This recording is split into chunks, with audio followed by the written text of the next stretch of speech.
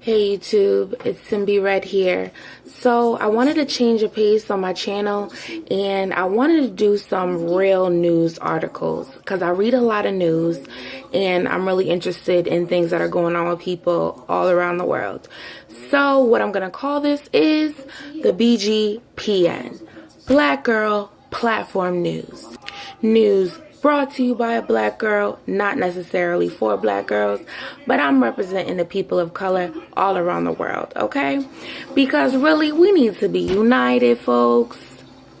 We gotta be united, because it's some bullshit. People are getting fucked over, okay? And in a bad way. So, I'm going to give you 3 news articles today, and today we're going to start in Myanmar. Right now, in Myanmar, they're murdering, they're massacring, they're torturing people. They're torturing people that are of the Muslim religion. Well, they say it's not because they're Muslim, but it's some bad shit. So right now there are reports of violence that are going on in Rakhine State, and I apologize if I'm not saying that correctly, but it began in October, and they claimed that it was after the army launched an anti-insurgency operation. It started after Border Patrol police were attacked by a militant group they say was comprised primarily of the Rohingya people. And like I said, I apologize if I'm not saying that correctly. According to them and the scholars, the people of the Rohingya people, they are indigenous to Myanmar. But other people claim that they were immigrants that came there later, I think in the 1700s they claim, but other people claim that they are indigenous to the area. There are quite the majority of people that are of Rohingyan descent live in Myanmar. So it says in November, UN officials said Myanmar was conducting ethnic cleansing of Rohingya, while Human Rights Watch has published satellite images of razed villages. Now, they call them razed villages, but they are also internment camps that they have where the people cannot leave and they're patrolled. So, you know how the media has a way of changing the word of something so it doesn't tell you exactly what it is. It says that there are 100,000 of the people living in camps for internally displaced persons. So it's like you're internally displaced, which means you're not even displaced to another country. You're displaced within your own country. Camps. And what I've seen, they are people that are more dark skinned. This is what I saw when I was looking at pictures of the people and just seeing videos of them, like, you know, talking about what they had seen, videos of burned bodies because of the massacres. It was crazy. While the Burmese security forces have been conducting summary executions, enforced disappearances, arbitrary arrests and detention, torture and ill treatment, and forced labor against the community. So we have, I believe it's the Prime Minister. She didn't even want to discuss what was going on, and she tried to downplay what was actually happening. And they've been against the UN sending people there to watch over what these practices that they have going on. So be aware, people. It's like, don't disregard an article because it's old. Even if you read something that's some crazy shit that's going on somewhere, look it up. There's probably an updated article about it. Look it up on Twitter. I've, find like where you find people who actually live there and see what they're talking about, like what the status is. So now, that being said, with following people who actually live there, I am going to cut to Syria. So, what's going on in Aleppo is huge in the media right now. It's becoming huge, but it's been going on since 2011. So, the reason I'm going to discuss it is because recently a police officer assassinated Russia's ambassador to Turkey at an art exhibit and is at Ankara on Monday. Officials said the gunman shouted, "Do not forget Aleppo," as he opened fire. The shooting of Ambassador Andrei Karlov was captured on video. Russia's foreign ministry described it as a terror attack. Now, I did see the video of him being killed. Now, somebody said that it was fake because the guy was like, where did he come from? But I was like, it seemed like he was hired security and he knew what he was doing. So the guy shoots him in the back and he shoots him multiple times. He yells something in his native tongue. Clearly he's saying, "Do not forget Aleppo." I'm going to give my opinion because this is my channel. This is what the fuck war does. You go to these people's countries, whether they are an extremist or not, you're going to create an extremist by doing what the fuck you've done to their place, their birthplace, their home for their family in generations and generations. I saw videos of what Aleppo looked like prior to all this done, and we know that Russia's behind most of this. So it was a beautiful city. I had never heard of Aleppo before this happened, but this city was amazing. It was just gorgeous. It was as if, like, you know, because I'm here, I haven't traveled abroad, I haven't traveled overseas, but it's like I haven't gotten to experience beauty that's ancient, you know, that's centuries and centuries, possibly thousands of years old. I've never seen that face to face, but I do appreciate pictures of it.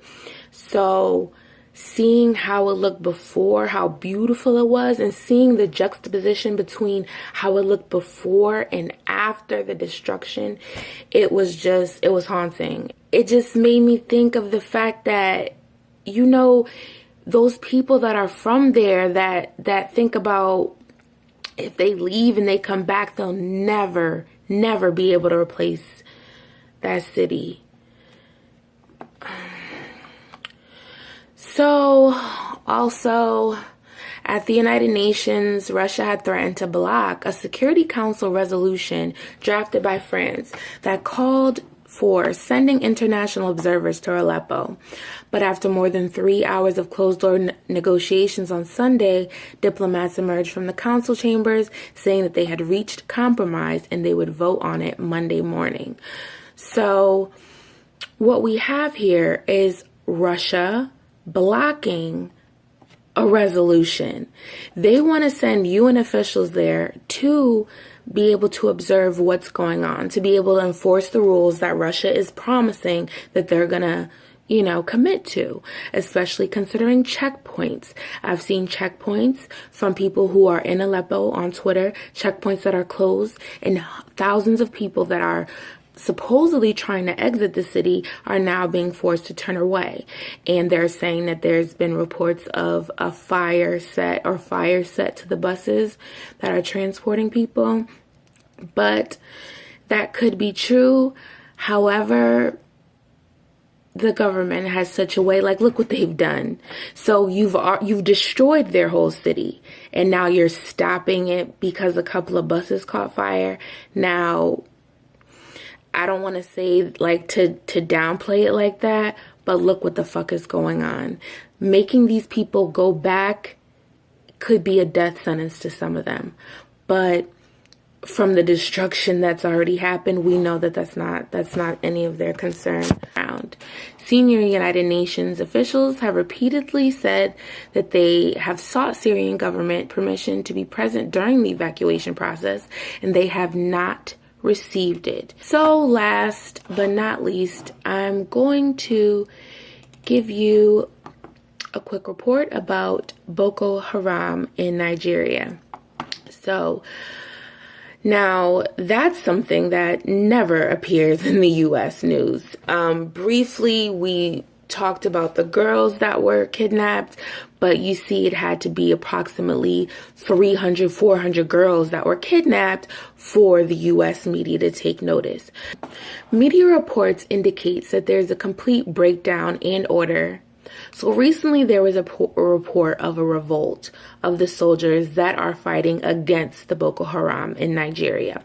So it says the media reports indicates that there's a complete breakdown of order and discipline at the 21 Brigade of the Nigerian Army. The report states that the soldiers deployed to rout Boko Haram from the Sambisa forest in Borno State turned against their officers and fired gunshots indiscriminately. I read reports that that's happened for years, and they're just different factions of the army where the people are just like, nah, we can't do it. We can't do this. There are people who are fighting who are not cut out to be fighters, that are doing it because they're forced into it or doing it because they think that they have to protect their country. And it's like, if they're not going to do it, who is? So it says Boko Haram took up arms against the Nigerian government in 2009 and has killed tens of thousands of people and displaced more than 2 million in its bid to establish an Islamic caliphate in northeast Nigeria. At its peak, the group controlled territory that was approximately the size of Belgium, including major towns. Boko Haram, however, still retains the capacity to carry out regular suicide bombings. The group has been responsible for at least 367 deaths between January and July, according to the Council on Foreign Relations, and still retains hundreds of captives, including the vast majority of the 276 schoolgirls who were kidnapped from Chibok in April 2014. I'm probably not saying that right, but it says the leader of the group was captured. His name is Abu Bakar Shekau. Abu Bakar Shekau may have been captured by the King of Hunters around Gafa Mountain in Borno State. Now, there's so much that you read and you don't believe it. I wonder if he's still alive. I haven't seen any articles after he's been captured, but, there were reports that he was a big influence in what was going on with regard to the Boko Haram. So hopefully that's something that could possibly cripple them, but I'm definitely sure that it's not going to stop them. I also just wanted to give you another quick thing with regard to the Syrian conflict. The Syrian Observatory for Human Rights reports that between March 15, 2011 to December 12, 2016, from between 312,000 to 437,000 people have been killed.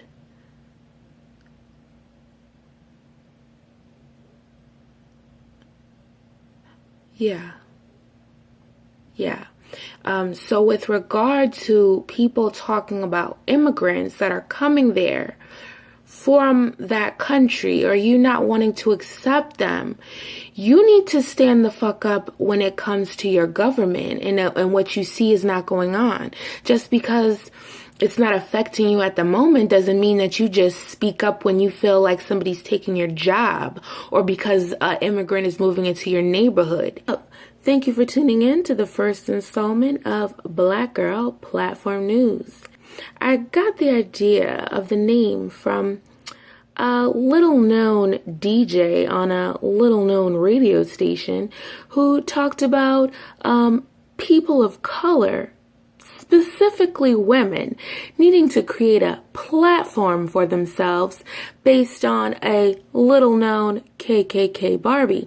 So what I'm doing is response to that, because there are black girls out here giving you the news, but I'm just going to give it to you in my own way.